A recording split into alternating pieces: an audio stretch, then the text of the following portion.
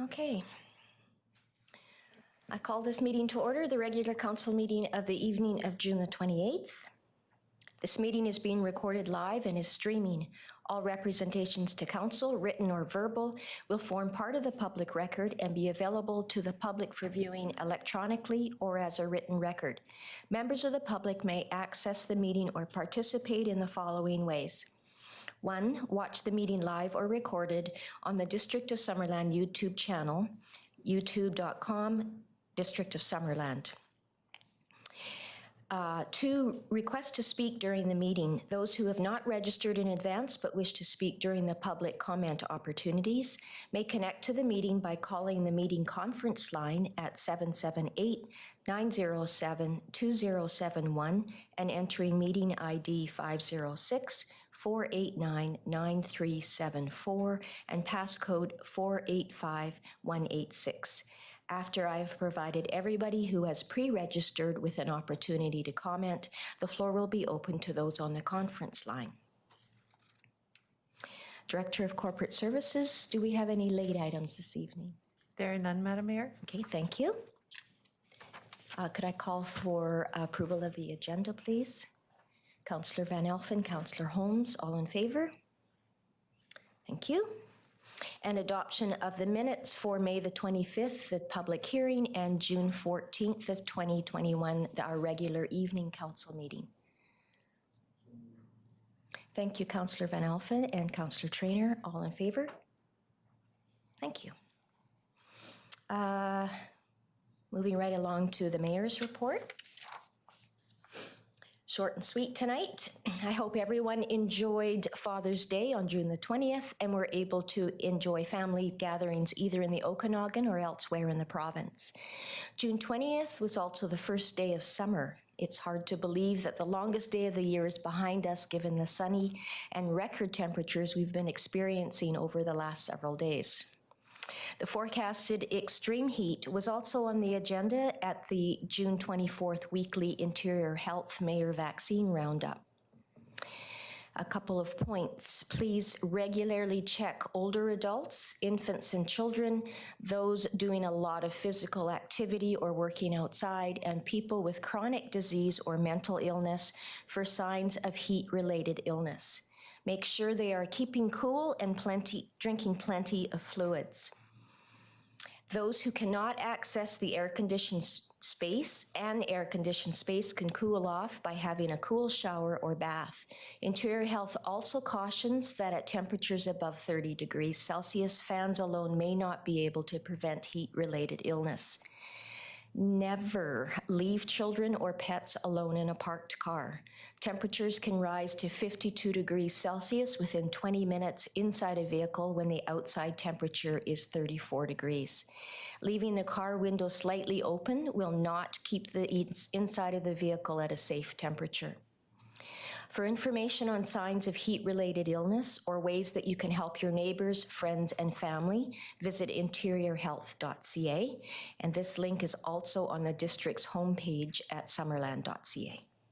Thank you. CAO Stat, your report, please. Thank you, Your Worship.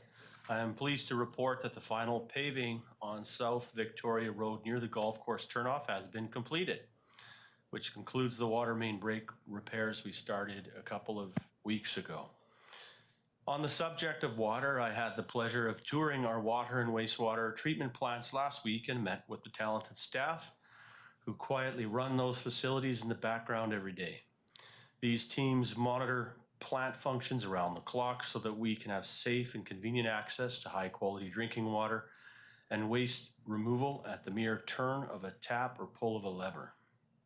Water consumption this time of year is especially demanding as temperatures soar, creating high demands from residents and commercial users alike for things like irrigation. We are monitoring the current dry conditions and will update any community advisories regarding water consumption that may be required. Another commodity in high demand this time of year is electricity. When things get hot, people tend to run fans and air conditioners with frequency and often at the same time of day. This demand-driven consumer behavior in turn increases the costs our electric utility pays during those peak periods. We will be putting some additional information in the upcoming newsletter regarding the ways residents can help by making small changes in their power consumption, such as turning on dishwashers or clothes dryers later at night or earlier in the morning. Together, we can all make a difference simply by making small changes in our usual electricity habits. In the meantime, with demands expected to increase, our transmission wholesaler, FortisBC, has moved their mobile substation to Summerland in case we have issues this week. Finally, I wanted to update Council with a few staff changes. Our corporate officer, Karen Needham, will be departing the organization in early July for a similar role working for the Central Okanagan Regional District. A new corporate officer has been selected, and I am pleased to report that Kendra Kinsley will be coming to us from the community of Vanderhoof, BC. Also, with the pending departure of Chris Johnson, who is taking a job on the Alberta side to be closer to family, we are in active recruitment for that position and will be doing initial interviews this week. Finally, the forthcoming retirement in the fall of our longtime fire chief, Glenn Noble, Rob Robinson has been selected to replace Glenn in this important role. Rob has been with the fire department for 15 years and is well positioned to serve this important office. We wish the best for Karen, Chris, and Glenn as they step into their next chapter and look forward to welcoming new staff as we embark on this exciting time of organizational renewal. And with that, I conclude my report.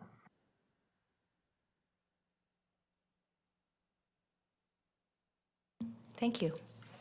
Public comment opportunity. Is there anybody wanting to speak? No. Okay, thank you. So we'll move right on to the development reports. We have 3 development variance permits tonight, beginning with 6609 Nixon Road, DVP 21-013. And Alex is going to be presenting all 3 of these tonight.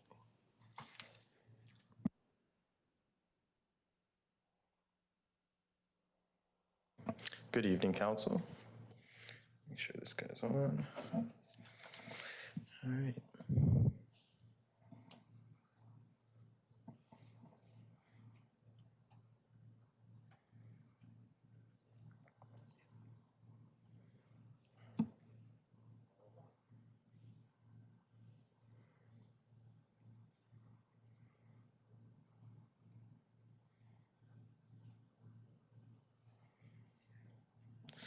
Alrighty. So the district has received an application for variance at 6609 Nixon Road. The applicant proposes to vary the minimum lot depth requirement outlined in the zoning bylaw in order to facilitate a 2-lot panhandle subdivision at 6609 Nixon Road.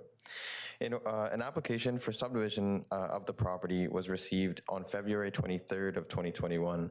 At the time of the application, it was identified that a reduction of the minimum lot depth would be required in order to facilitate the subdivision. The zoning designation of the subject parcel is RSD2, residential large lot. The subject property is designated as low-density residential in the district's official community plan. Directing growth to these residential areas with existing services is an efficient and cost-effective way for the municipality to develop while allowing for a pattern and density that supports transit, cycling, and walking as viable alternatives to the private automobile. The District of Summerland seeks to increase densities in areas designated low-density residential from 4 units per hectare up to 22 units per hectare to more efficiently use serviced lands and increase transit potential. These goals are derived from the district's urban growth strategy, which provides direction as to where new growth and density should occur within Summerland.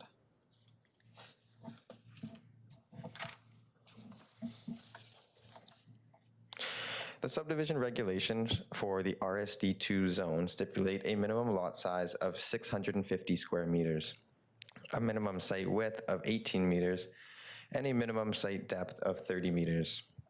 As shown on the subdivision plan, the proposal will exceed the requirements outlined for the lot size and lot width. However, as a result of the panhandle orientation of the subdivision, the lots will be under the required 30-meter depth. Proposed lot 1 and 2 will measure 27.78 meters and 26.32 meters respectively.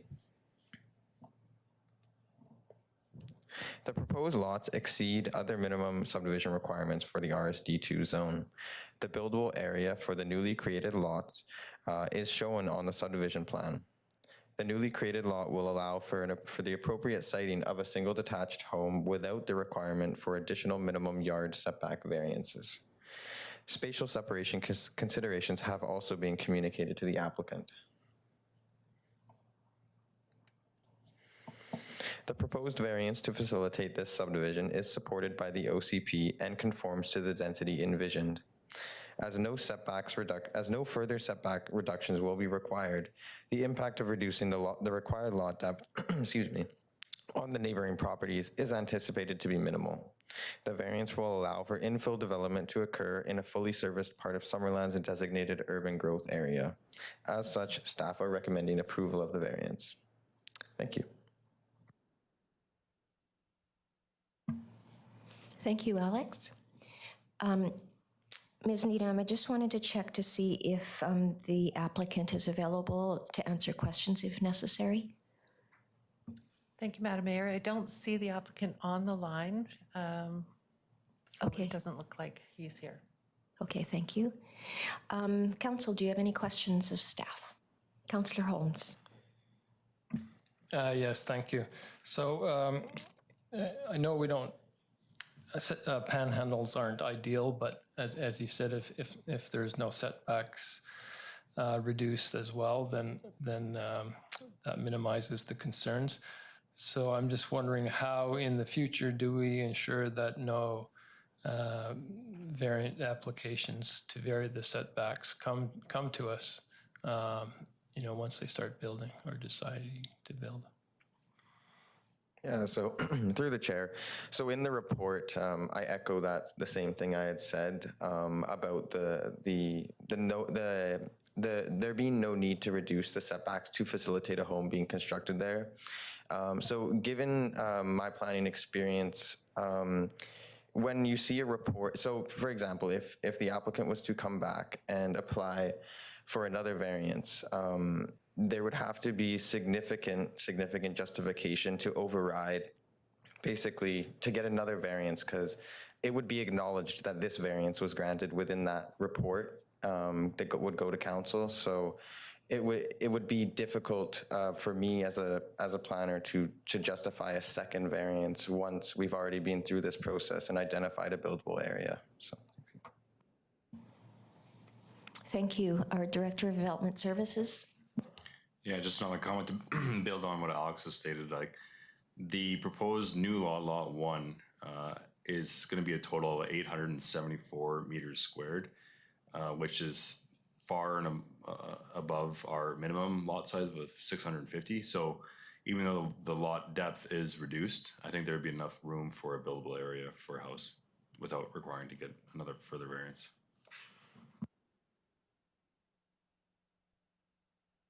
Okay. Any other questions? Councillor Traynor. Alex, can you remind me, are neighbors told about this at all, the people that live around them? And did we get any feedback? I haven't seen any, but. So through the chair, yeah, so absolutely, neighbors in a 60-meter radius around the subject parcel were notified via mail. I had one conversation with a neighbor, just curious about the application, but no, I don't believe we received any letters of correspondence with respect to this application.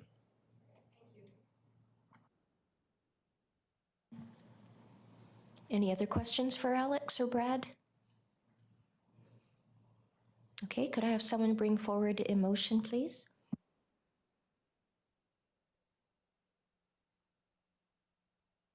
Councillor Van Elfen. Thank you, Madam Mayor. That council authorize assurance of development variance permit DVP 21-013 for property located at 6609 Nixon Road, legally described as Lot A, District Lot 508. A Soyuz Division Yield District Plan KAP 3441, and that a variance to the following sections of zoning bylaw 2000-450 be granted. Minimum lot depth section 10.3 6.4C to vary the minimum lot depth requirement to facilitate a subdivision from 30 meters permitted to 26.32 meters proposed. Thank you, Councillor Van Elfen. Seconder, Councillor Carlson, thank you. Any further discussion? I'll call the question. All in favor? Any opposed? That carries. Thank you. Alex, on to 9.2, development variance permit for 7500 Hillbourne Street, DVP 21-016.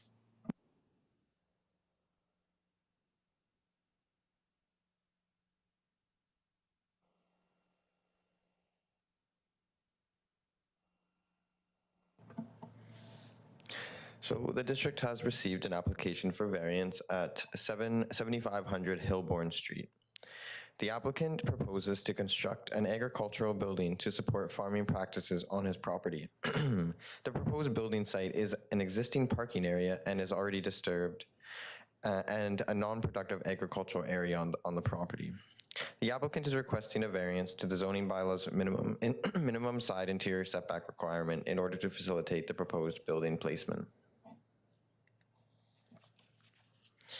In the OCP, the future land use designation of the subject property is agricultural, and it is zoned A1 agricultural small acreage. These land uses are consistent with neighboring properties. It should be noted the property is located within the agricultural land reserve. Though no approval is required, a referral was submitted to the Agricultural Land Commission and a response was received. They noted that there is a cedar hedgerow along the northern property boundary where the setback reduction is being proposed. For this reason, staff did not object to the issuance of the DVP. The proposed building is sought to store farming equipment as well as provide an area for general maintenance. A significant portion of the property is used as a vineyard, which is preferred not to be disturbed to construct this building. The property is also has an existing dwelling and attached garage. The applicant is requesting a variance to section 8.1.6A3 to reduce the minimum required side interior setback for accessory buildings from 4 meters to 0.6 meters. This setback relaxation would allow the property owner to construct the agricultural building adjacent to the existing residential use, while maintaining a reasonable building separation and access lane to the rear yard and vineyard to aid farming practices. The intent of setbacks within the agricultural zone is to provide physical separation and to reduce potential conflict with adjacent uses. The surrounding area along Hillbourne Street and Andrew Avenue is predominantly residential and agricultural, and the proposed building will be consistent in form and character with other buildings in the area. The existing driveway on the property leads directly to the proposed location of the agricultural building, and the location is already being used for vehicle and machinery storage. Policies in the official community plan and from the Agricultural Land Commission support the construction of buildings to be confined areas in order to avoid sprawl across productive farmland.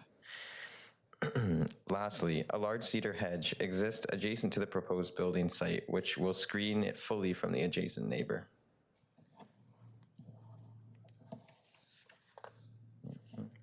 From staff's perspective, the siting of the garage is in the least impactful spot with respect to the existing agricultural use on the property. Several adjacent landowners have submitted letters of support regarding the proposed variance. Based on these factors, it is not anticipated that the approval of this variance will contribute to any conflict between adjacent properties. As such, staff are supportive of the proposed variance. Thanks. Thank you, Alex. Any questions, Council? Councillor Patton. Thank you, Madam Mayor. Alex, and has the building department reviewed this at all? So through the chair, at this point, they have not done a thorough review of the proposed building. Okay, because the owner should be aware that being that close to property line, it's going to have to be a rated wall. They're going to lose half their overhang because it can't be within 18 inches. So I think that the building department, the owners should have some discussion as they move forward with this, because it could be quite expensive. So I guess more of a comment than anything. Thank you. Yeah, just respond to that comment. Yeah, I think that we would have circulated to our building department in our internal referral. That's probably what Alex is looking right for right now. I would have put it any comments they had, significant comments in the report, and I'm not seeing.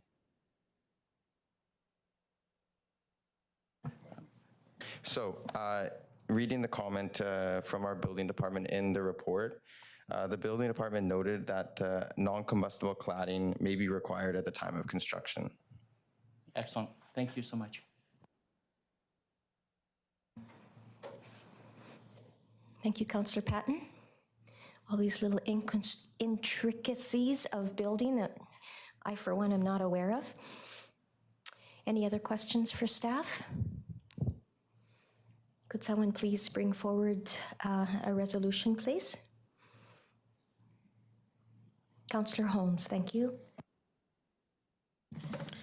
That council authorizes issuance of development variance permit DVP 21-016 for property located at 7500 Hillborn Street, legally described as Lot 2, Block B, District Lot 441, Osoyoos Division, Yale District Plan KAP 268, and that a variance to the following section of zoning bylaw 2000-450 be granted. Side interior setback section 816A3 to vary the minimum side interior yard setback from 4 meters to 0.6 meters proposed. Thank you. Seconder, Councillor Van Elfen, thanks. Any further discussion? All in favor? And none opposed. Thank you. And the third DVP tonight for 10914 Ackland Street, DVP 21-017.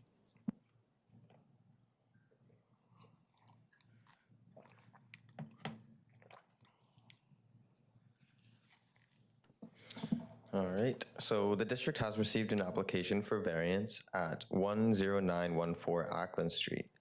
The subject property is a residential lot near downtown Summerland. The property owner is proposing to construct a small single-story garage addition to the existing dwelling. However, the orientation of the existing dwelling on the lot creates complications with respect to maintaining minimum setback requirements. As such, the applicant is requesting a relaxation of the required interior side setback from 1.5 meters to 1.27 meters.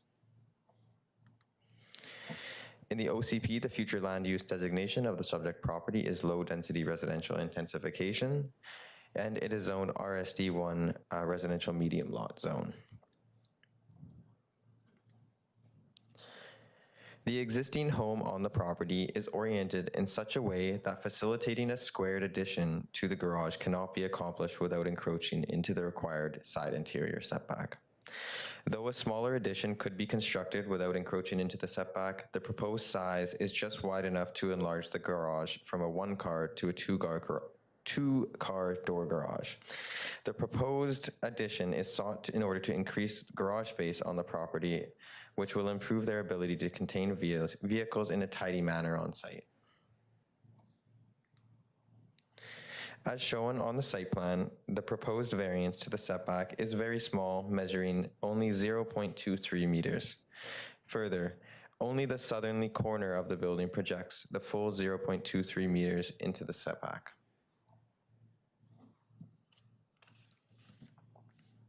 While reducing setbacks on residential properties is seldom encouraged as it can disrupt from the form and character of a neighborhood, the variance proposed is small and not anticipated to negatively impact the streetscape or have severe impacts to the adjacent lot. Further, it will improve the owner's ability to store vehicles in a tidy manner on the property. As such, staff recommend approval of the proposed side setback variance. Thanks. Thank you. Any questions on this one? Could someone bring forward a resolution, please? Councillor Patton, thank you. That council authorize issuance of development variance permit DVP 21-017 for property located at 10914 Ackland Street, legally described as Lot 2, District Lot 474, Osoyoos Division, Yale District Plan KAP 8416. And that a variance to the following sections of zoning bylaw 2000-450 be granted. Side interior setbacks, section 10.1, 6A3, to vary the minimum side interior yard setback from 1.5 meters to 1.27 meters proposed. Thank you. Seconder, Councillor Carlson. Any further discussion? I'll call the question. All in favor? And none opposed. Thank you. There we go. Now we'll move on to item 12, notice of motion. I will pass the floor over to Councillor Traynor.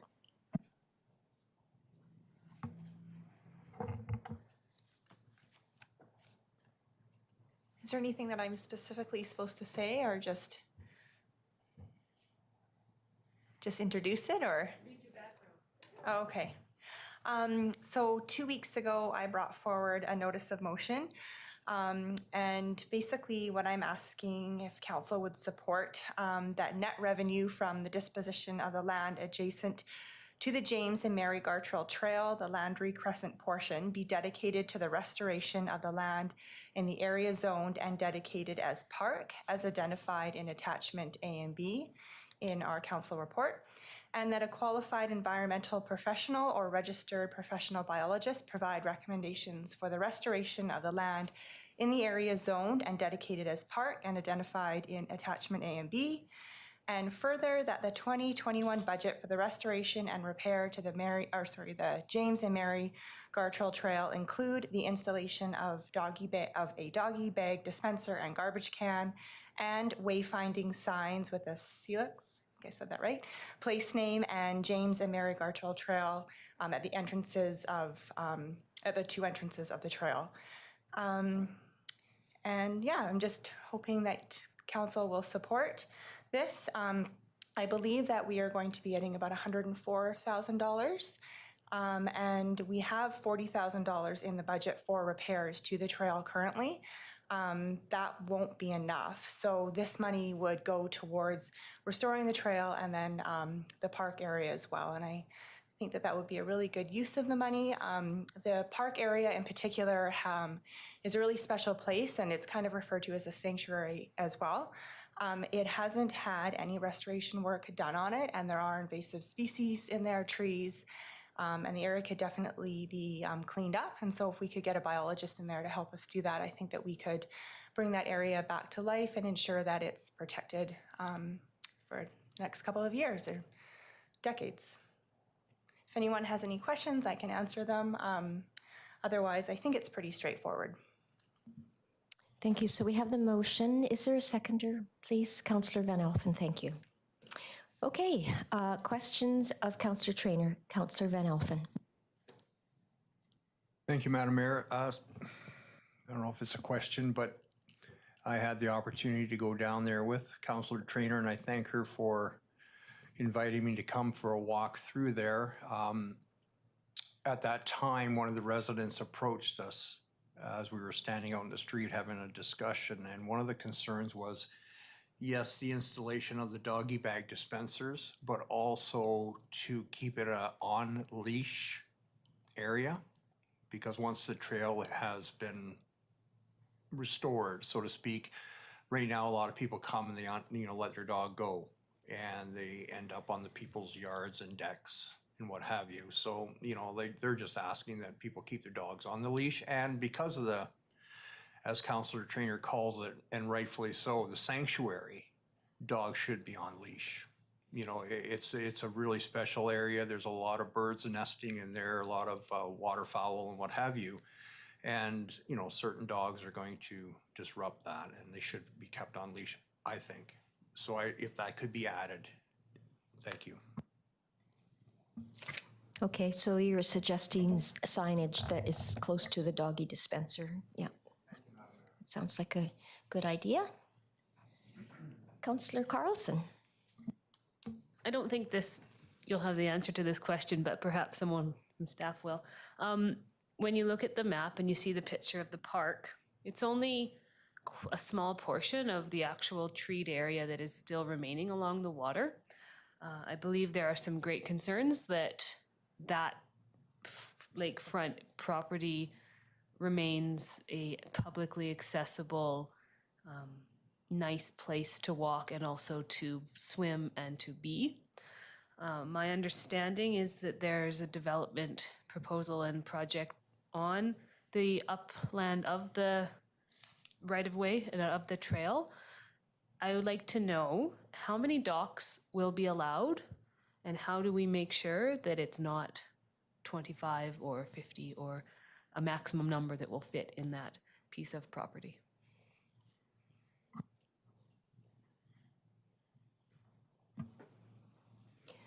Brad?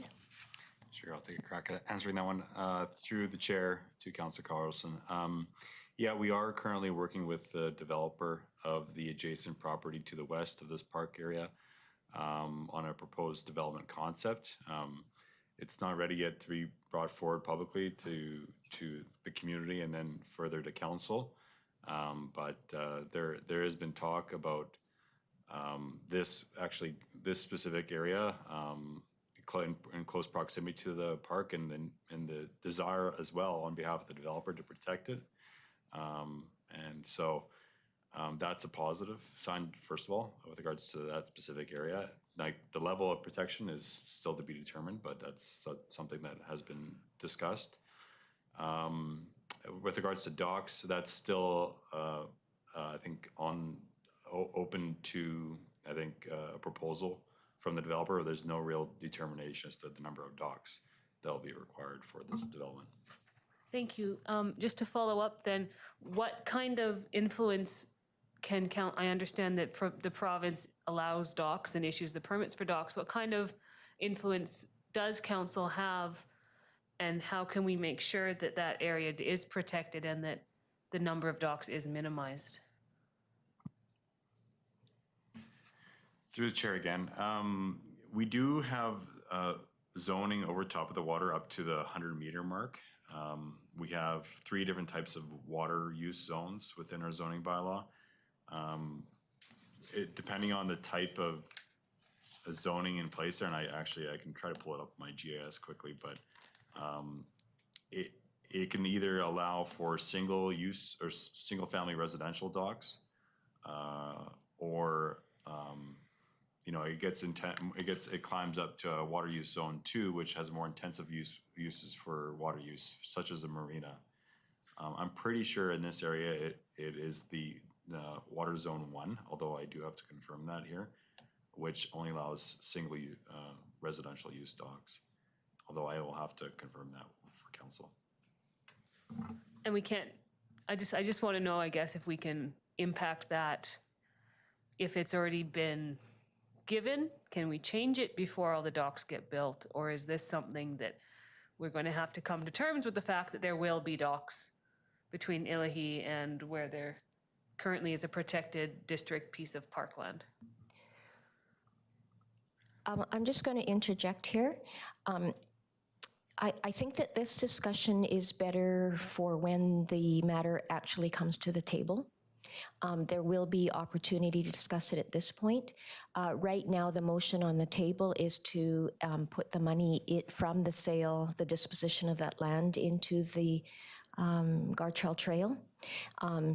I don't mean to sound like I'm shutting you down. It's just that there will be an opportunity to have a real strong discussion once that has been presented to us in council chambers. Thank you. I think that it's important that the residents of Trout Creek understand we're not talking about the entire sanctuary. We're talking about a small piece of land that the district owns, similar to when we were talking about disposal of a piece of property, and everyone thought that the sanctuary was going to disappear overnight because the district was selling a piece of the Lakeshore Trail.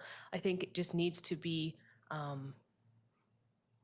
we need to have a more holistic approach to these things, and so I have to bring it forward tonight, and we don't have to have any further discussion on it, but it does need to be on the radar that there is future development that will be happening there, and I believe the people of Trail Creek and the people who use that need to be aware of that.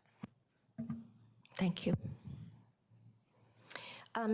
Related to that, Brad, perhaps you could remind us of when the developer was looking at having an open house. I think it's already passed, actually. And that was the at least the first opportunity for the residents of Trout Creek or the residents in that area or residents of Summerland to have a look at the proposal. Is that correct? It's half correct, if I can clarify. The submissions that we do have currently that we're processing to come forward to council is for a temporary sales center to be located on the property, and there was a public information held on June 14th, specifically to the placement of a temporary sales center on the property. However, the actual development concept and plan hasn't been brought forward for public consideration yet. Okay, thank you. Thanks for that reminder. Councillor Holmes. Yeah, thank you. So I was just wondering, this may be a question for staff, that of the work that's being proposed in the motion here, is that kind of restoration work already in any plans, the trail master plan, or any work plans going forward? And if so, where would it be on the priority list compared to work on other trails? I don't know if anybody knows that.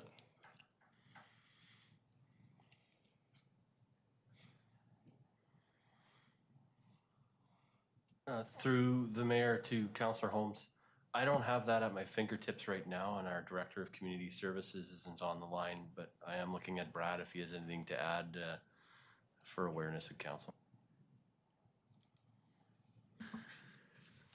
Yeah, I'm also not aware of what is stated in our Trails Master Plan with regards to the priority level of different assets that are within our disposal. However, this sanctuary, I think that there is an opportunity right now to perhaps make some improvements with regards to the existing project that's currently planned for this year, and also in addition to the proposed development that's happening next door to this proposal. So those two things kind of creates the window of opportunity to do something unique for that area right now. Just to follow up then, I guess, to staff and to Councillor Traynor, is the idea behind this to change our priorities and if any other trail work that is being planned, such as that has been waiting for a long time, such as Peach Orchard, for example, does this mean they're going to be bumped down the list, or are we talking about changing priorities? It's not the money that I have an issue with, it's the bumping the queue, so to speak. So, thanks.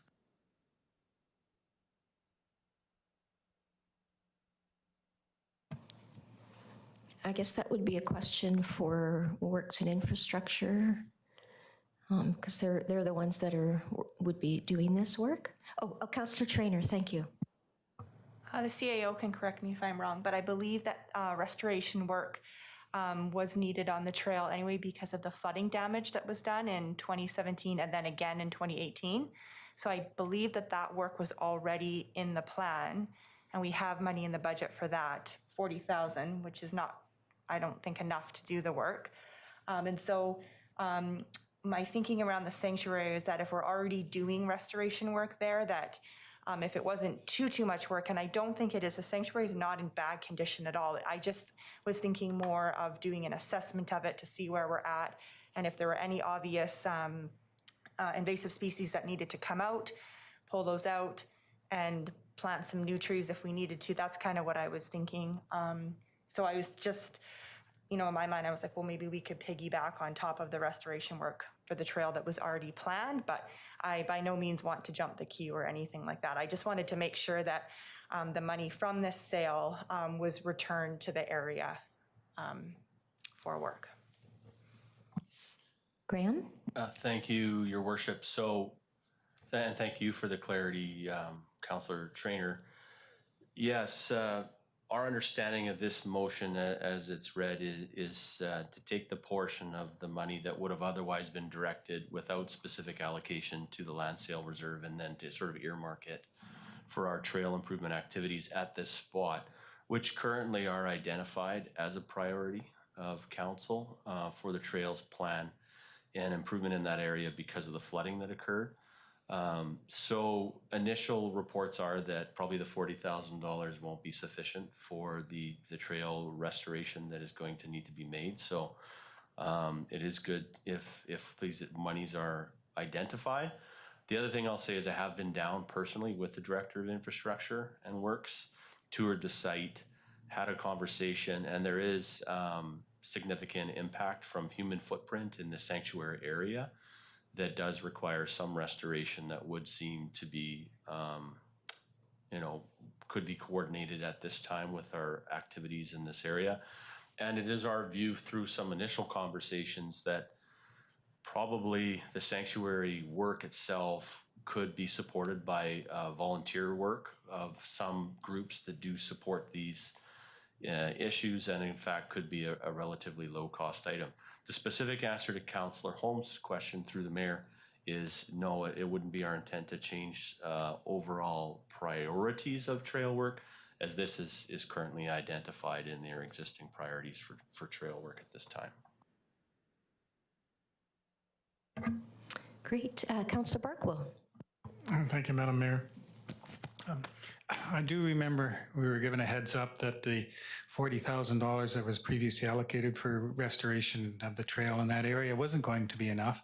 We don't know how much more we need, but so it would seem appropriate that the funds from that area be used in that area, but still the numbers are kind of vague.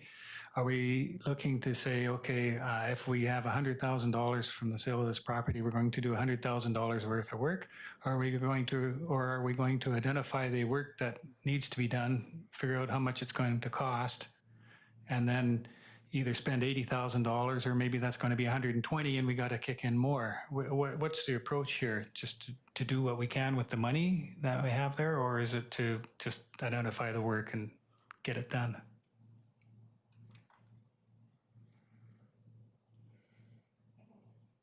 I guess in my mind, identify what work needs to be done. First of all, to restoring the trail so that people can continue to walk along it, because right now it is a bit of a mess. And then also talking to a registered biologist and finding out what kind of options we would have in the sanctuary, and then seeing what that would cost. But I mean, I don't want to like spend lots of money on this or anything. I just wanted, within reason. And Graham, our CAO, had mentioned that the trail restoration work will likely use up a lot of that, but certainly not, go over. I wouldn't want to go over.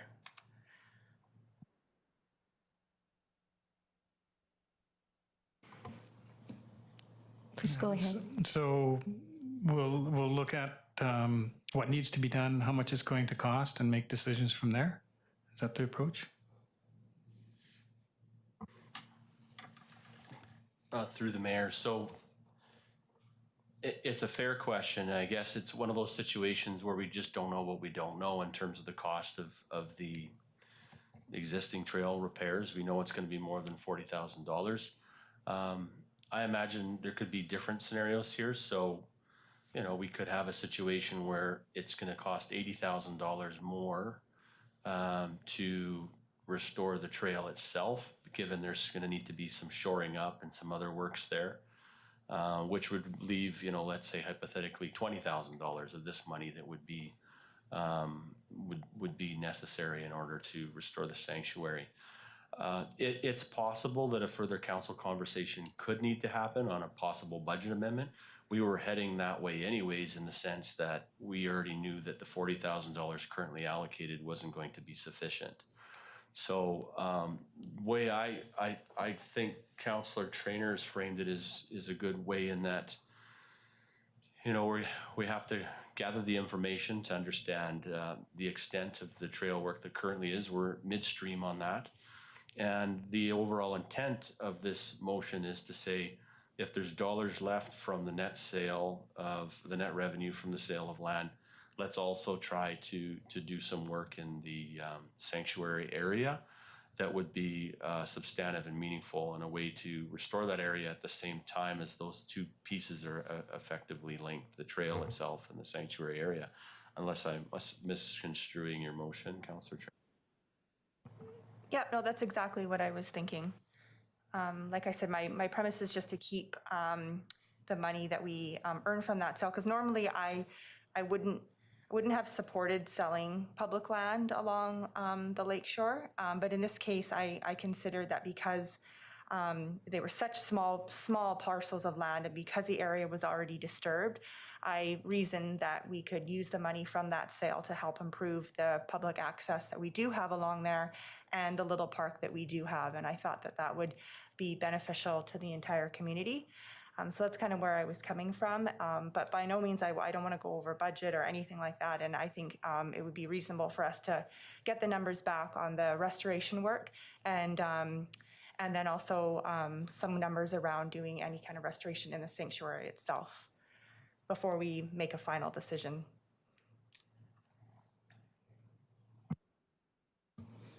Does that sound good, Councillor Barkwell? Answers? Thank you. Thank you, Councillor Trainer. I have one question about the area that is identified as park. What's the designation of that park currently?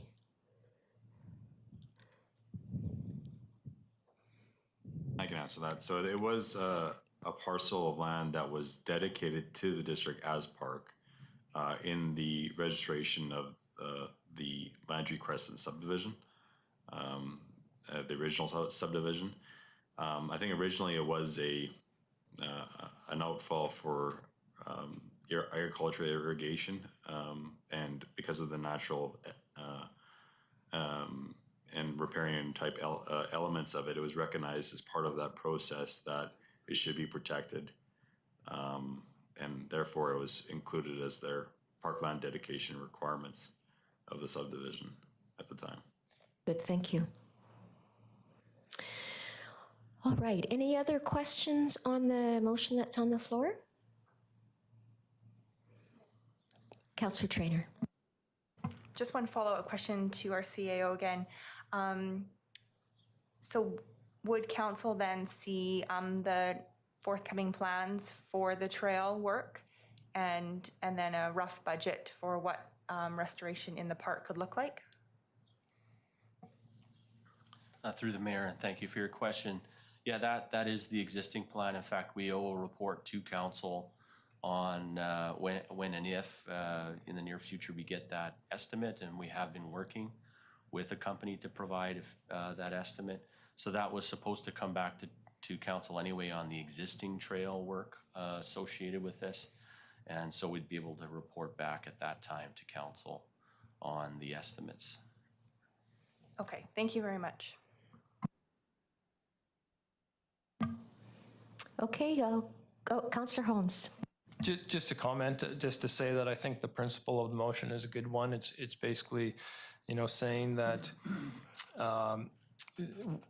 work needs to be done in this area, and as a council, we can't really say we don't have the money to do the work when we've just sold off some property in the same vicinity for $100,000 that we can put it to good use. So I'm in favor of it. Thanks. All right, I'll call the question. All in favor? Any opposed? That carries unanimously. Thank you, Councillor Trainer.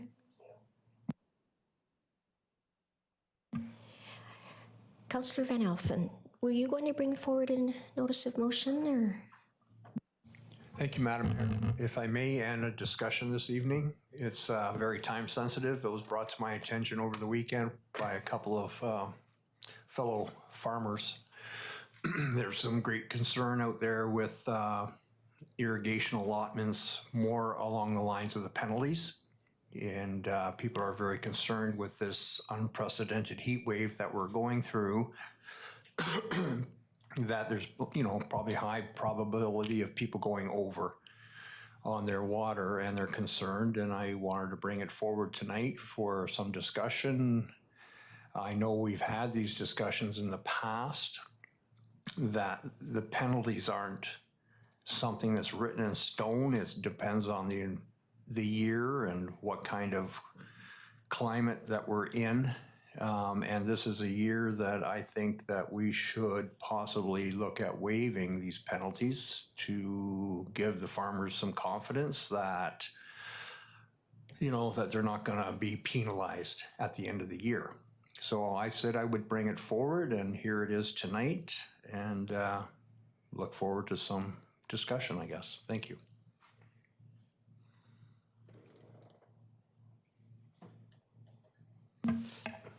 Okay, so at this point, we don't have a motion on the floor, but Councillor Van Elfen is open for, or did you want to bring a motion to the floor at this time, or? I'll put a motion on the floor, Madam Mayor, that we don't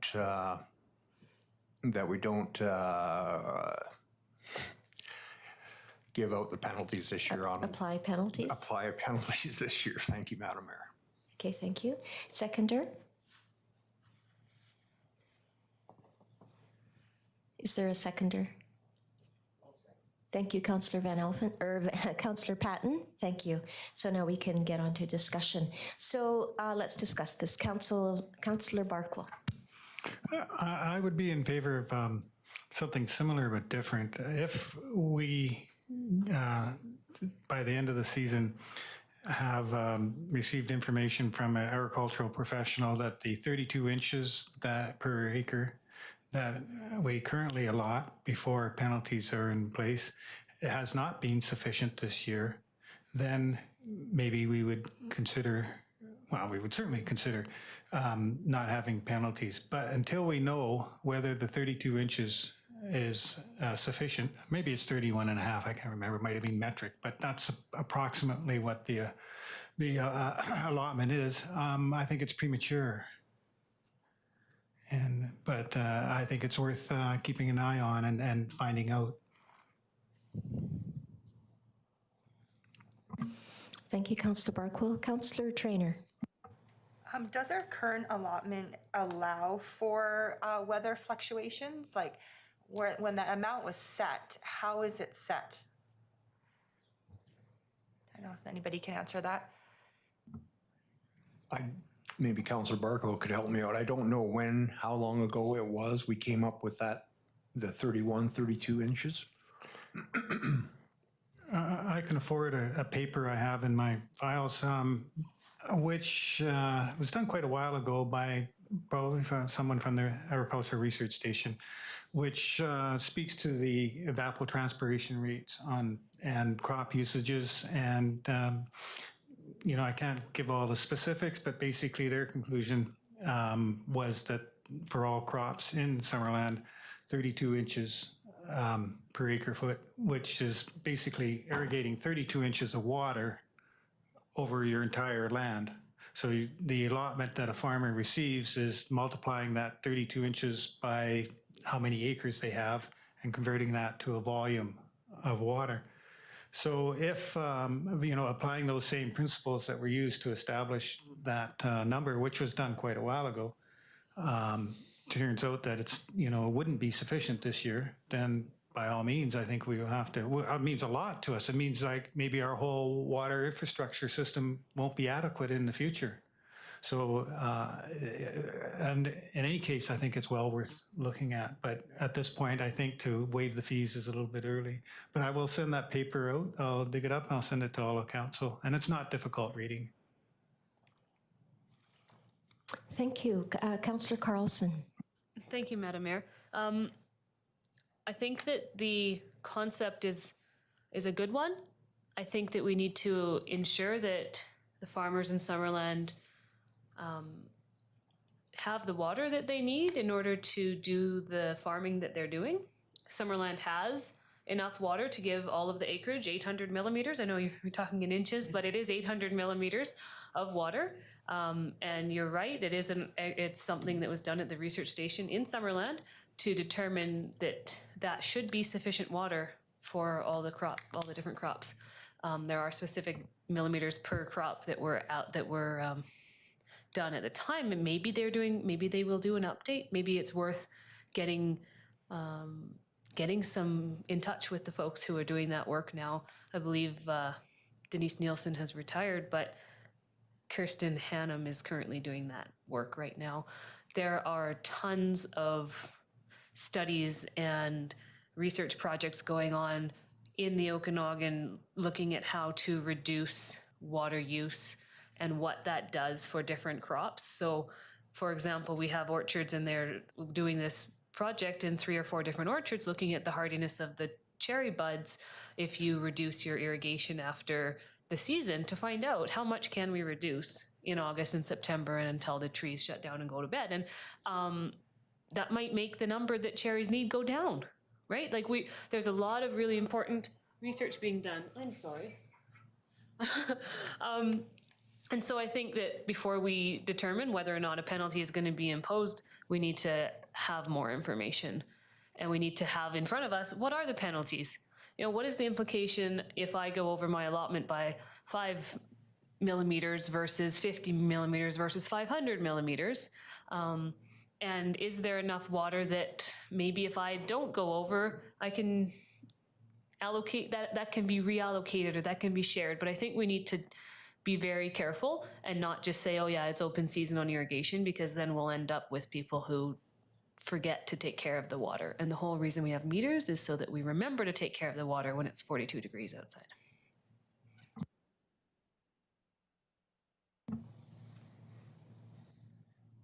Thank you, Councillor Carlson. Councillor Van Elfen. Thank you, Madam Mayor, and very well said, thank you.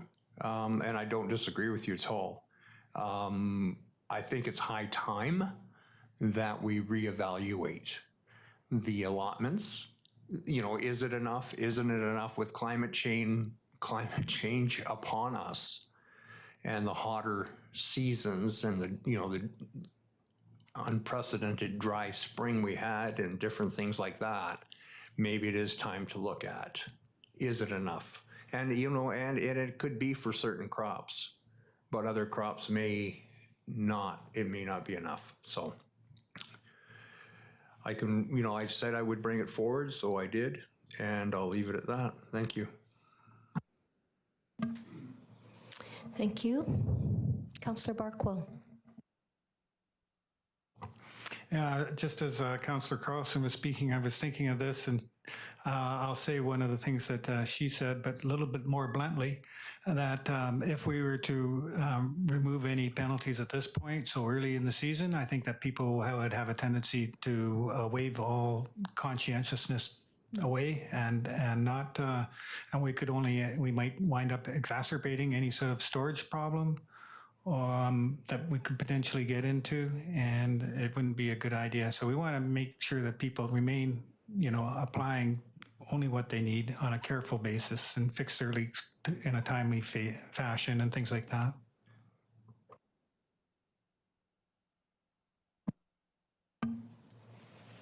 Councillor Carlson. I have an idea.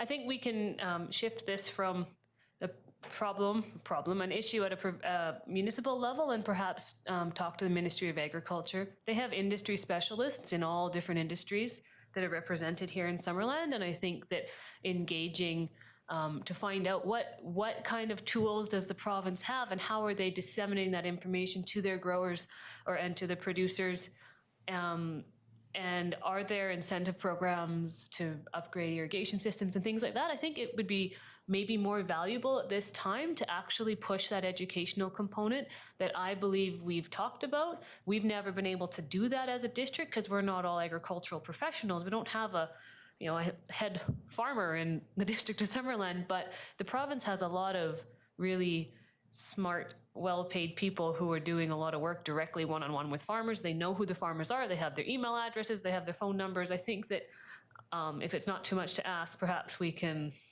push that in that direction and see if they might be willing to engage in a conversation about water management on farms.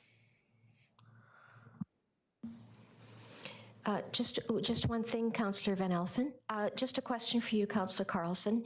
I'm not suggesting that she is the person, but do you think that the ministry representative on our Agriculture Advisory Committee could point us in the right direction? Yeah, I think it's changed recently, right? It's no longer, but yeah, I think that as the regional agrologist would be perhaps the person that we could talk to find out how can they help us? Because I mean, it's a huge deal, right? The province gives out the water licenses. The province is responsible for making sure that it's all run smoothly. And I think it would be very valuable to engage them at this point. I'll go to Councillor Van Elfen and then to you, Graham. Thank you. Thank you, Madam Mayor. No, I would appreciate that. You know, I know there's other programs available. Like I can go to, you know, blow insulation in my attic and I get a rebate from Fortis.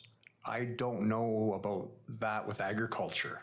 You know, if I put in a reel gun to irrigate my field, you know, like $25,000 infrastructure cost. Is there incentives out there? You know, these are the things I don't know. They're not publicly advertised. We have no clue. And I think so that conversation would be, you know, very good to have with the Ministry of Agriculture. I have no problem, Madam Mayor, withdrawing my motion. I said I would bring it forward tonight for the two people that had called me, and I've done that. And I think there is other directions we can go to have these conversations. And I don't disagree with Councillor Barkwell or Councillor Carlson. Like, I don't want to see, you know, water just being used willy-nilly, so to speak. You know, we all have our blue box. We all have to be responsible to the best of our abilities. It's just that this is an unprecedented hot spell, and I just want to make sure that we're willing to have a conversation at the end of this season. If we have a large amount of overages, you know, then we can have that conversation and see what we can do. Thank you. Thank you, Councillor Van Elfen. Over to you, Graham. Thank you, Your Worship. Maybe just to add a few things here to Council's consideration. One is I know from talking to our folks that supply water and monitor water usage, the vast majority of use in Summerland is good and responsible use, good stewardship being seen in our agricultural sector in particular.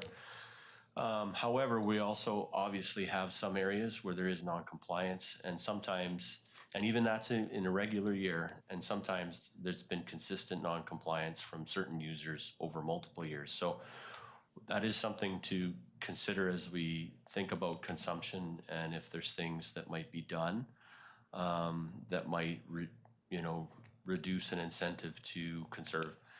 In terms of the provincial contact, if there's a desire of council to do that, we absolutely could tee that up. The other thing I think we'd be looking for from them is any projections or knowledge of climate variability and climate change that they may have at their fingertips, because one of the things, if we start to adjust allocation, is to recognize if it is climate change we're responding to, that can also affect supply.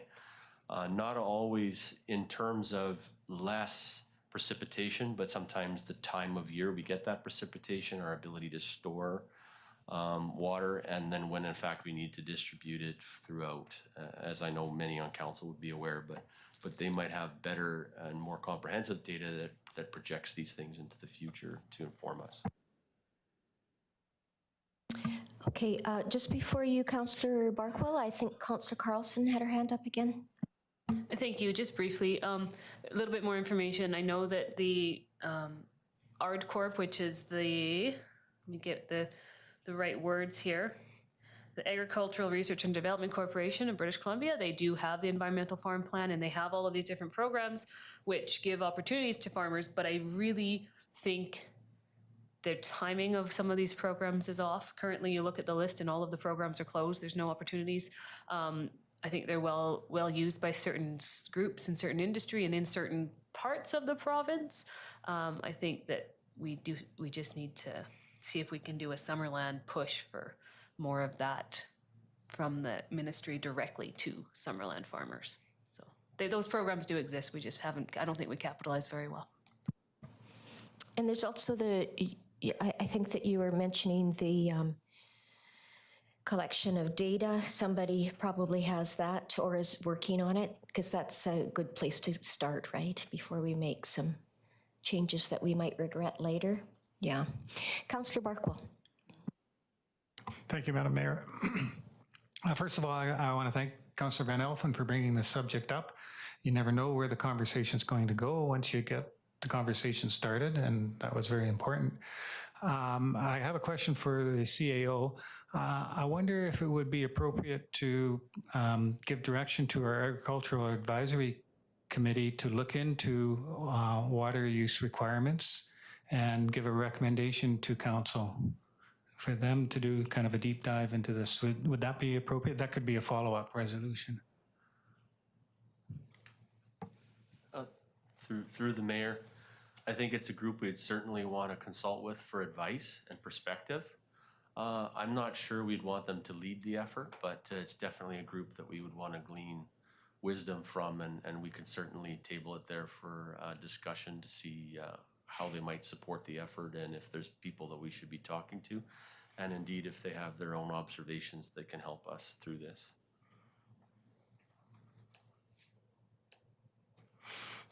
So what specifically would you recommend as far as next steps here? I think whatever it is, it's going to involve staff time.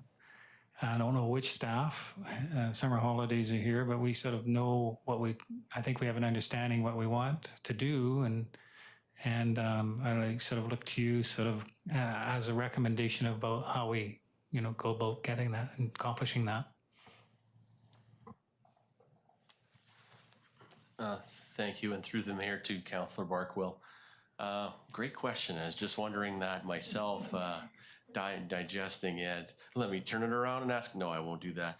I was envisioning actually first of all finding the right contacts with the province to have an initial conversation, explore the issue, see the data, understand what advice they actually have for us, and then bring that back to council, because I think it's always better to have that information of council, and after council has some initial consideration of that and may, determine what some options are to go forward, we would then take that into the Agricultural Advisory Committee to perhaps ground truth, test some of those ideas, and spitball a little bit and get that advice, which subsequently would ultimately come back to council with that advice. That's kind of the routing that I would see, but certainly, welcome any different perspective if council think there's a better way to do that. Councillor Van Elfen. Thank you, Madam Mayor. Councillor Carlson had mentioned something earlier that, is so true, is that, there's certain sectors in our agricultural community that use a lot less water than others. And I'm probably one of the high consumers of water when it comes to a forage crop. But if we look at our water allotment as the district, we wouldn't be over. We would never be over, because you got your grape growers, you've got your cherry producers, you've got different farmers that use less water than, let's say, a forage crop. But if you averaged it all out over the year, we would never be over on our allotment here in the district of Summerland. Sure, there's the odd one. Some possibly abuse, some mismanagement, but as a whole, we don't go over. So, I mean, that's one positive thing, but I think we could use a deeper dive in some of the different segments in our agricultural community that, maybe the allocation today isn't quite enough that it was once upon a time, and I think it's something that needs to be looked at. So, thank you.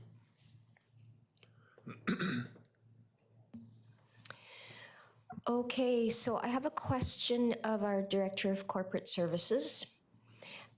Councillor Van Alphen said that he would be willing to withdraw this motion. And that's kind of my first question. Because it's already on the floor and it's kind of owned by all of us, what's the process for that to happen? Thank you, Madam Mayor. Because it is on the floor, Councillor Van Alphen can request of council that he would like to withdraw the motion, and as long as it's a unanimous vote of council, then that's fine. If someone does not want to see that happen, then you will have to vote on the motion. Okay, that's clear. Okay, Councillor Van Alphen? I have no problem, Madam Mayor, withdrawing the motion. Maybe the motion should be changed that we do some investigating into. Yes, so if we can withdraw the motion because it's already on the floor, and then I'll go to you again to come up with another motion that is more accurate to what you'd like to see. Thank you, Madam Mayor. I'd like to withdraw the motion that I brought forward earlier. Thank you. Council? Show of hands, if you're okay with that. Okay, excellent. So that is done. And now back to you, Councillor. That's all I have to do, right? Yeah. Perfect. Thank you, Council. Councillor Van Alphen. Thank you, Madam Mayor, that put a motion on the floor that we investigate the water allotments and engage the agricultural professionals to help us with that. Can somebody want to help me wordsmith this? Thank you. I'm sorry. Councillor Carlson, would you like to add to that? Yeah, I think that we need to have some conversations with the Ministry of Agriculture regarding water allocation, water use per sector, and educating resources to help educate Summerland's farming population. And possibly opportunities for incentives. Grants, so to speak, Madam Mayor. I'm wondering too if there should be something in there that speaks to the changing climate. This probably isn't a one-off thing. No, and I think this is all stems from the severe conditions we're going through today and the climate change we're in today also, you know. That's definitely what this is, this conversation is being driven by. Mm-hmm. Councillor Carlson? Yeah, just one more thought on that. The province in the last, I think it's been complete for a few years now, but they've done a climate adaptation in agriculture, a whole province-wide process looking at how different sectors and how the farming industry may need to adapt and what is changing. And so I think that part of it is also, it exists already, and so we need to get that information out to those people who may not have been able to participate in that, who may not know what the results are, who may not have the tools to actually implement some of these adaptation strategies. Okay, I'm going to go to Karen. She's been madly typing away to read what you've come up with. Thank you, Madam Mayor. So I'll read what I have and feel free to add or detract. So that council be directed to engage with the Ministry of Agriculture regarding water allocation and use in the District of Summerland and include information on climate impacts, education opportunities, and incentives. That's exactly what I thought. I think that's exactly what you did say, Councillor Van Alphen. I'll second that. Okay, seconded by Councillor Carlson. Thank you, Karen. Further discussion? Councillor Traynor. Currently, when a farmer is about to go over their amount or they're getting close, what is the process again? Do they get a warning, or how does that work? And then also, Councillor Van Alphen can probably answer this. Can farmers see where they're at throughout the season? And how do they do that again? Thank you for the question. Yes, absolutely. There's a letter sent out at the beginning of the irrigation season with your blue box number. And you can punch that number into the computer and it'll tell you what your consumption is per month. You know, like June will probably come out about first week of July, second week of July, I'll know my June numbers. And that's how it goes. And yeah, you'll know per month what your consumption is. So it's definitely a great tool that our finance department came up with to help us, you know, to watch our consumption rates. But you know, when you get weather like this, it's you know, you got to make some pretty serious business decisions to just shut it off and don't go, you know, go over, or do you just keep on going and hope for the best? You know, pray for rain, I guess. But no, there is tools out there for us to monitor. Okay, so just to follow up then, so come the end of, I guess, June, because we're almost there, farmers would have a warning. Like we would start to see a trend this summer if everybody's, you know, peaking sooner than they normally would. Okay, that's good to know. So. And there'll be notifications. I believe that our finance department does give out, you know, early warnings, like you're getting close, you know, type situation. You know, keep an eye on it. You may be going over. So I mean, they're being really fair about it. You know, it's just that, you know, we can't control Mother Nature, and but we'll do the best what we can do. Thank you.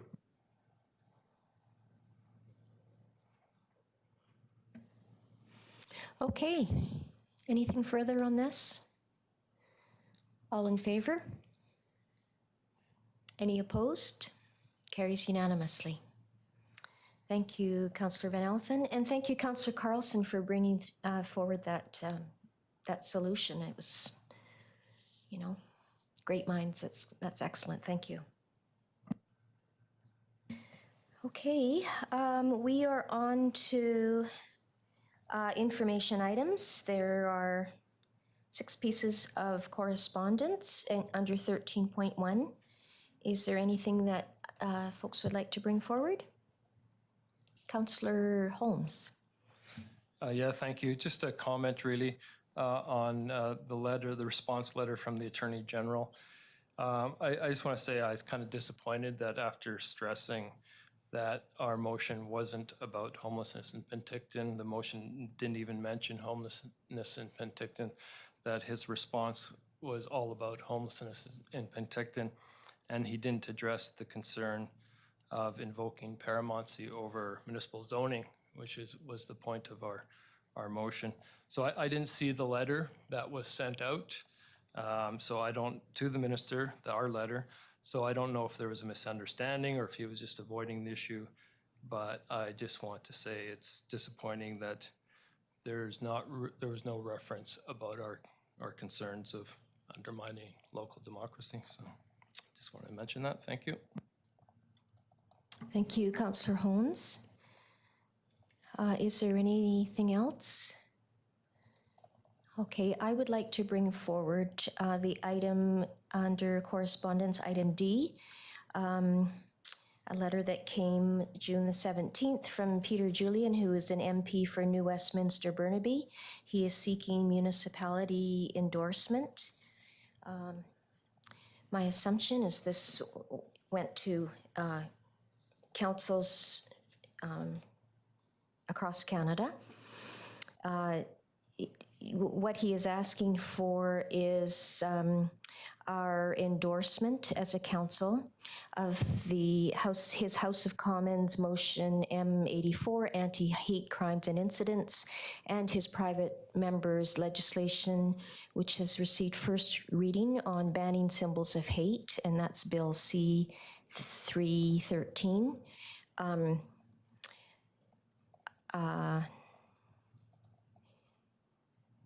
I'll just read you the preamble of Bill C-13. Whereas Parliament recognizes the importance of preventing all forms of hatred or violence against any group that is distinguished by color, race, religion, national or ethnic origin, age, sex, sexual orientation, gender identity or expression, or mental or physical disability, Whereas Parliament acknowledges past atrocities and violence committed against such groups by persons or organizations whose symbols, emblems, flags, and uniforms continue to this day to be used to promote or incite hatred and violence against these groups. And whereas it is in the interest of all Canadians to prevent the display or sale of symbols or emblems such as the Nazi swastika and the Ku Klux Klan's insignia, flags such as the standards of Germany between the years of 1933 to 1945, and those of the Confederate States of America between the years 1861 to 1865, and uniforms, including the German and Confederate States of America military dress of those periods, as well as the hoods and robes of the Ku Klux Klan. Now therefore, Her Majesty by and with the advice and consent of the Senate and the House of Commons of Canada enacts as follows: an act that can be cited as Banning Symbols of Hate Act. And in short, this would be an indictable offense and liable to imprisonment for a term not exceeding 2 years, or an offense punishable on summary conviction. So that is what's before us. It goes on for a bit with defenses and those kinds of things. MP Julian is seeking council's endorsement, and that's why I have brought it forward today. His recommended endorsement is on behalf of the 11,615 residents of the District of Summerland. The Mayor and Council of the District of Summerland endorse MP Peter Julian's private member's motion M84, Anti-Hate Crimes and Incidents, and his private member Bill C-313, Banning Symbols of Hate Act. So that is what I'm bringing forward as a motion. And is there anybody that would like to second that motion? Thank you, Councillor Holmes. Any discussion on this? Councillor Holmes. Yeah, I read through all the links and I couldn't find the answer to my question. I don't know if anybody does, but I was just wondering who would decide what is a symbol of hate, and I suppose that would be for Parliament to figure that out, but I couldn't find the answer to that question.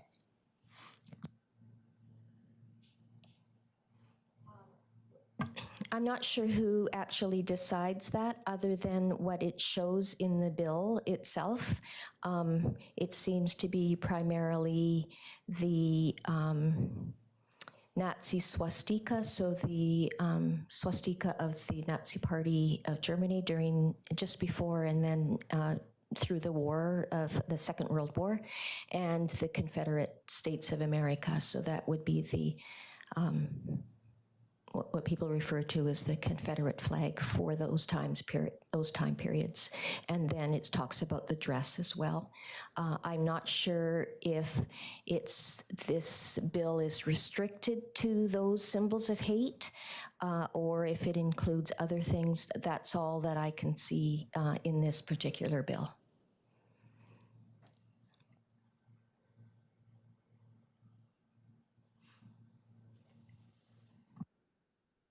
Councillor Van Elfen. Thank you, Madam Mayor. I'm sure there'll be more symbols of hate brought forward by victims in the future that'll probably be added to this that we're not aware of yet. But, you know, more people that are coming to our country, more racist and acts are happening. And sometimes we may not know what those symbols are yet, but hopefully the victims will be able to tell us that in the future, and we can add this to the list of unacceptable behavior. And thank you. Thank you, Councillor Van Elfen. I think that it is at this point is speaking, and this is just my personal opinion, that it's speaking to these particular pieces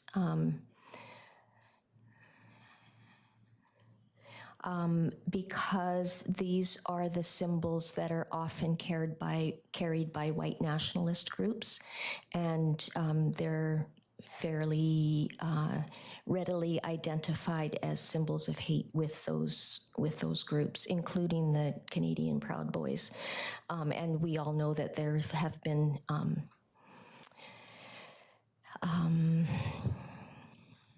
I can't remember what the term is. Anti-terrorism, I guess, for the Proud Boys, and there's other groups that have recently been added to that.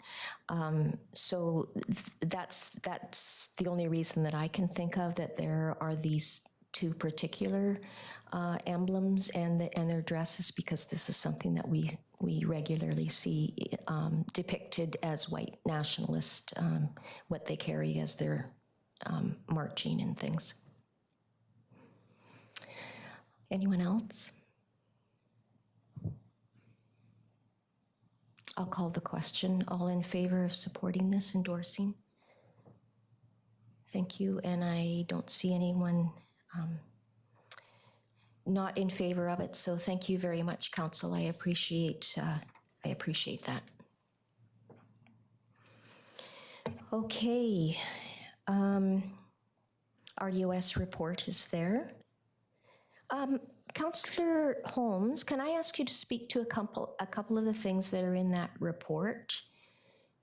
There's a couple of things that are of particular interest to Summerland. Or am I thinking of the last report? The one that speaks about the increase in the number of ambulance attendants? That's in this report? And yeah, and there was one other thing that I was talking to our CAO about as well. If you could highlight those couple of things that are of particular interest to Summerland residents? I think I have the, Madam Mayor, I think I have the other item listed. Just for your recollection, it was to do with the contribution towards Okanagan Nation Alliance. The perpetual slide. Perpetual slide. Right. Yeah. Good. Thank you. Councillor Holmes? Yeah, in fact, Thank you. I think it'd be even worth inviting the BC Emergency Health Services to present to us someday to explain the changes that are happening here in Summerland, because it's pretty interesting. It's basically starting in November. They're changing their staffing model across the province, and starting this summer, they're piloting it on Vancouver Island, but then it'll be rolled out everywhere in the province in November. And so we will be having, starting in November, 24/7 ambulance coverage out of the ambulance station here in Summerland. So right now, the way it works is there's 2 full-time paramedics just working during the week, so they don't cover evenings and weekends. It's just on other paramedics are on standby to cover those. So come November, we'll have 8 full-time salaried paramedics based here in Summerland, covering 24/7. And they'll have an extra half car. That's what they call an ambulance, is a car. So, right now there's 1 car permanently in for Summerland. They'll have I don't know how you have half a car, but they'll have another half car in Summerland as well come November. So it's a real increase in service. And I think that's reflected just the response, the number of responses that have been, the increased responses from Summerland. It's needed. So it's other rural areas in the RDS weren't as happy. The Similkaming aren't getting nearly the boost that we are. But certainly for Summerland, it's a really big boost in service. So. And you wanted me to speak to the perpetual slide, or yeah? So this was funding that was given out last year to the South Okanagan from from the conservation fund, which we pay into through and to the ONA for the Trail Creek Restoration Project, and they made a presentation to us here at one point, if you remember what they were planning. But and we were part of the steering committee. I think our director of works is on that steering committee, and of course, it's really hard to talk about restoring fish habitat in the lower reach of Trail Creek without addressing the perpetual slide as well, because there's no point in restoring the habitat if you're just going to get this mud coming down at you all the time. So, and I'm sure ICO can fill us in on our side, but they asked for an extension for the funding to be able to accommodate how do you deal with the slide, because that wasn't in their original thinking when they first came to apply for the funding. But since working with them, they've realized that, well, we can't ignore it. We need to deal with the slide at the same time. And so they came to us asking for an extension for the funding and to reallocate some of the funding to do a cost-benefit analysis of two different slide mitigation options that they'll be looking at. So that was approved, and so I think that's, you know, it's a really win-win for us and the OANA. So. Good. Thank you for that, Councillor Holmes. Councillor Barkwell. Thank you, Madam Mayor. For Councillor Holmes, did they speak on the, when they talked about changing the ambulance service around, on the response times and whether they've been going down, going up, or, you know, did they talk about that at all? So if they have, well, they always have attendance on 2 at a time, so, and 24/7. So if there's 8 people and there's 2 on, they do an 8-hour shift, then the next 2 come on, and that's like 6 out of the 8. And they take days off and such, and only 2 others that to cover these other times. It doesn't seem like that'd be enough coverage, huh? Well, this is why I suggest we invite them to come present to us. Yeah. I mean, you know, you present it as an improvement, but I don't know, are we getting an improvement, or is there going to be, I don't know, how's it going to work? I'm sure there's an answer, because, I mean, a lot of people have spent a lot of time probably figuring out their schedules, but on the face of it, you have to wonder. Councillor Barkwell, I'm going to defer to Councillor Traynor. She also attended that meeting, and she may be able to add some clarification. Well, actually, my next door neighbor is a paramedic, and he works in Kelowna, but he has worked in Summerland before, and they work 12-hour shifts. They do 4 days on, 3 days off. And when I told him that we had this presentation at RDOS, he did say that Summerland is getting a good boost and that will be covered well. So that's directly from him. That doesn't offer much more explanation, but he seemed pretty confident in what we were getting. So, Well, that's good. If I could just add, and really seriously, I think we should invite them, because at the RDOS meeting, you know, most of the meeting, quite frankly, was taken up by the Similkameen group, who weren't getting the boost that we were, and so they had bigger concerns, whereas you know, our concerns seemed to, like that seemed to pale in comparison to theirs. So we just didn't really have the time to do that deep, get into those kind of deep dive questions. But I did follow up with the fellow afterwards to just to confirm what he was saying for Summerland, and they're really receptive, and I'm sure they would be more than happy to come in and talk to us. Yeah, that would be great. Maybe when we get back on a more regular schedule later in the year. Ideally before November 1st, you said, is when it really kicks into the 8. Yeah, that would be good. And I agree, they're pretty receptive. I know that I've met with them twice in the last, 2.5 years. So I bet they're pretty happy here in Summerland that they're going to get some, a significant boost to their person power. Councillor Holmes again. Yeah, and I guess I can add that, one of the problem in rural areas, including Summerland, like we had 16 casual paramedics here in Summerland working on standby, so they weren't permanent full-time positions. And they'll be able to apply for full-time positions. So what was happening in rural areas, you had all these standby casual workers, and you couldn't, they couldn't make a living being a paramedic.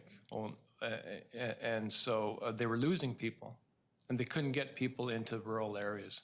And so that's why they created this new staffing model to try to reduce the number of casuals and increase the number of permanent employees. So that's kind of what drove all this.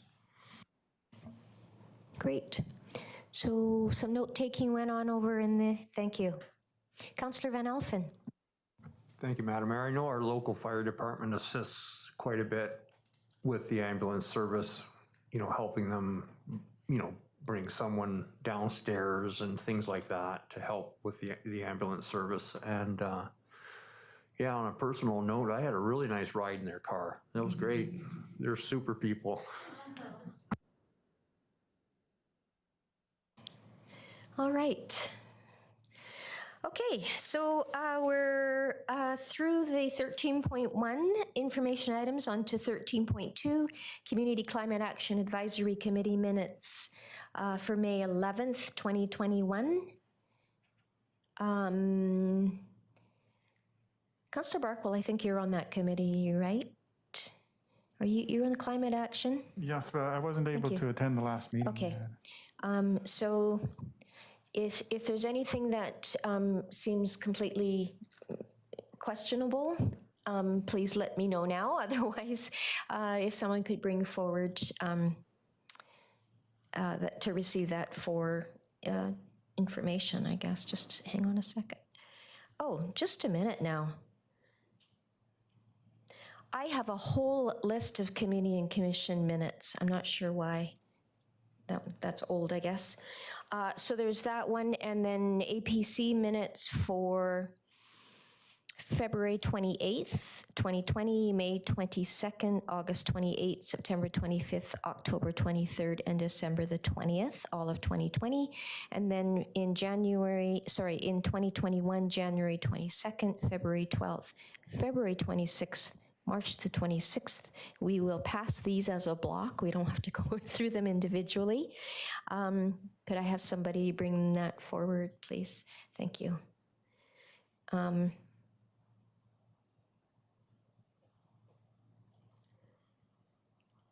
I'm at a loss here. Do we just receive this for information? Yes. Okay, seconder for that? Councillor Carlson? All in favor? Thank you. And I guess we should do the same for the correspondence. Receive for information, Councillor Van Elfen and Councillor Holmes, all in favor? Thank you. Okay, council reports. Let's start with Councillor Van Elfen. Not too much to report, Madam Mayor. Just they had the second farmers market here in downtown Summerland on Sunday. Very well attended, and I think it's as products and produce become more readily available, as cherries and peaches and things come online, I think you'll see it grow. And yeah, no, it's nice to see people. Heard lots of great comments from people. Oh, it's so nice that you guys are down here, and just people are, I think, happy to be out and about. So that's all I have to report. Thank you, Madam Mayor. Thank you. And as we welcome visitors to the area again, we'll see even more people on the attending the Sunday market. Councillor Patton. Oh, thank you, Madam Mayor. A few things. The June 19th was the first season run of the KVR train. And Julia Belmonte has been offered the position of manager, business manager at KVR. So there's a new business manager there. And then on June 23rd, CO Stat and I met with the chamber president and the board at Dirty Laundry, and found the meeting very productive, very informative, and want to thank Dirty Laundry for their great hospitality. It was very nice. And also our Development Improvement Committee. We had a meeting a week and a half ago, and there was some very good discussion in regards to the bylaw changes, the bylaw and fee changes, and upcoming step code. And so it was a very good meeting. And yeah, so it was a little busy for the last 2 weeks, but it was a lot of fun. So thank you. Thank you, Councillor Van Elfen. And Councillor Patton. I have Councillor Van Elfen on the brain because I wanted to thank you for going there as my alternate to the development process improvement. So thank you again for that. I have Councillor Barkwell next. Thank you, Madam Mayor. I was just looking at my calendar and I haven't attended any meetings in the last 2 weeks, so I'm good. Lucky you. Councillor Carlson. I also have nothing to report. You haven't been busy at all, though, have you? I'm sorry that I was late. No. It's been busy. We're going to begin cherry harvest on Thursday. I know there's some Summerland farmers that have begun their cherry harvest already. So, yeah, should be good. Wow. As long as the labor shows up. Yes. Councillor Traynor. Nothing to report tonight. Thank you. And Councillor Holmes. No report. Great. Okay, thank you. Another fantastic opportunity for the public or media to comment. No one there. All right. Could I ask someone to bring forward adjournment, please? Councillor Van Elfen and Councillor Carlson, all in favor?